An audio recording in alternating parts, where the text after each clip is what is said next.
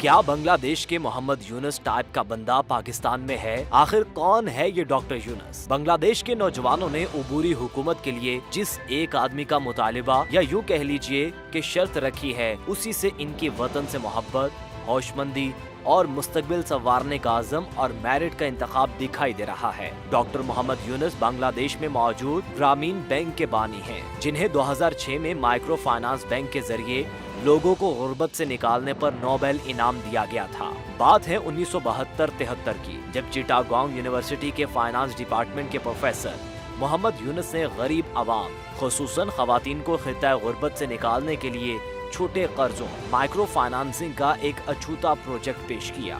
نام تھا گرامین بینک، مطلب دیہاتی بینک۔ محمد یونس اپنا پروجیکٹ لیے ہر حکومتی دروازے تک گیا، ہر بینک اور بینکار سے مدد مانگی، لیکن کسی نے حامی نہ بھری۔ تب محمد یونس نے فیصلہ کیا کہ وہ خود ہی کسی ایک گاؤں سے اس پروجیکٹ کا آغاز کرے گا۔ اپنی جیب سے 800 ٹکا اور دوستوں کی مدد سے 3000 ٹکا جمع کر کے 1974 میں گرامین بینک کی بنیاد رکھی، جس کی نہ کوئی عمارت، نہ ملازمین، بس ایک قلم، رجسٹر اور 3000 ٹکا۔ یونس نے چٹاگانگ کے ایک قریبی گاؤں سے آغاز کیا۔ 5 خواتین کو ایسے چھوٹے کاروبار کے لیے قرضہ دیا جن کے بارے خود خواتین نے فیصلہ کیا کہ وہ بہتر کر سکتی ہیں، مثلاً پٹسن سے کپڑا بنانا، ٹوکری روٹی والے خوبصورت ڈبے بنانا، مرغی اور بطخ بانی اور انڈے کا کاروبار، کپڑوں کی سلائی اور ان پر کڑھائی، ڈیزائن والی چٹائی بنانا۔ قرضے پر سود بھی تھا، جس نے 100 ٹکا لیا وہ 110 ٹکے دے گا، لیکن کاروبار شروع ہو جانے پر،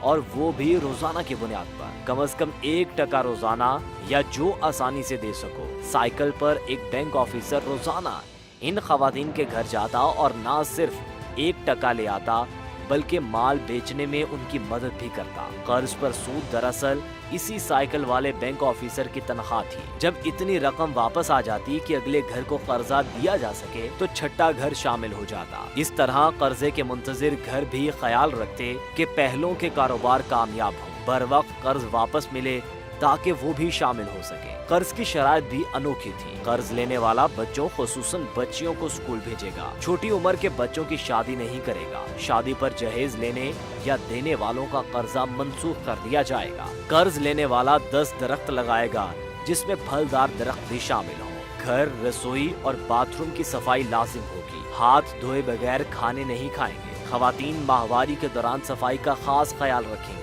عورت یا بچوں کو مار پیٹ کرنے والے مرد کو قرضہ نہیں ملے گا۔ محض 2 سال کے بعد اس گاؤں میں آئی معاشی خوشحالی کی شہرت پھیلنے لگی۔ مزید چند سالوں میں گرامین بینک درجنوں دیہاتوں میں پہنچ چکا تھا۔ میڈیا پر چرچے ہونے لگے تو حکومت بھی متوجہ ہو گئی۔ 1984 میں حکومت نے گرامین بینک کو ریگولر بینک کا سٹیٹس دے دیا۔ بین الاقوامی شہرت ملی تو بڑے ادارے دیکھنے پہنچ گئے۔ ورلڈ بینک نے اس ماڈل کو گود لے لیا اور 64 ممالک نے اس ماڈل کو نافذ کرنے کے پلان پر عمل شروع کیا۔ اسی گرامین بینک سے مستفید خواتین نے بنگلہ دیش کی صنعتی ترقی میں اہم ریسورس کا کردار ادا کرتے ہوئے صنعتی انقلاب کو داغ بیل ڈالی۔ آج دنیا کی تقریباً ہر بڑی یونیورسٹی میں گرامین بینک کو بطور کیس سٹڈی پڑھایا جاتا ہے۔ 2006 میں پروفیسر ڈاکٹر محمد یونس کو مائکرو فائنانس کے ایسے شاندار ماڈل پر نوبل انعام سے نوازا گیا۔